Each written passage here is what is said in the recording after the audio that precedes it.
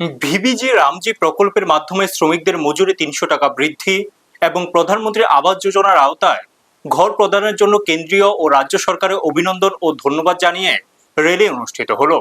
বুধবার বিজেপি সাবরুম মণ্ডলের উদ্যোগে মনুঘাট বাজারে এই ধন্যবাদ র্যালির আয়োজন করা হয়। র্যালিতে উপস্থিত ছিলেন বিজেপি সাবরুম মণ্ডল সভাপতি গৌতম ত্রিপুরা এবং বিজেপি দক্ষিণ জেলার সম্পাদক তাপস লোধ ও শুভম দেবনাথ সহ দলীয় কর্মী সমর্থকরা। র্যালিতে সরকারের বিভিন্ন জনকল্যাণমূলক প্রকল্পের কথা তুলে ধরে কেন্দ্র ও রাজ্য সরকারের প্রতি কৃতজ্ঞতা প্রকাশ করা হয়। এদিন বক্তব্য রাখতে গিয়ে বিজেপি দক্ষিণ জেলার সম্পাদক তাপস লোধ বলেন, শ্রমিকদের মজুরি বৃদ্ধি এবং প্রধানমন্ত্রী আবাস যোজনার মাধ্যমে সাধারণ মানুষের জন্য ঘরের ব্যবস্থা সরকারের গুরুত্বপূর্ণ উদ্যোগ। এই সিদ্ধান্তের জন্য তিনি কেন্দ্রীয় ও রাজ্য সরকারকে ধন্যবাদ জানান। ব্যুরো রিপোর্ট, নিউজ তৎকাল 24।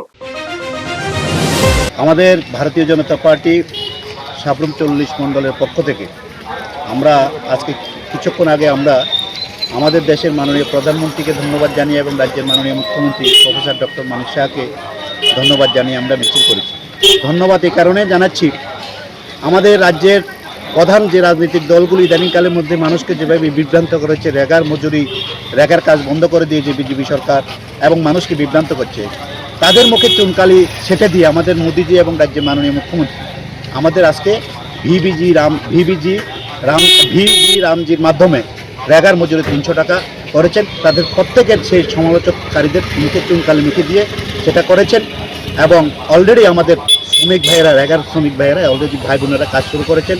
প্রত্যেকের মুখে হাসি ফুটেছে, তার জন্য আমরা ধন্যবাদ জানিয়ে আজকে মিছিল করেছি।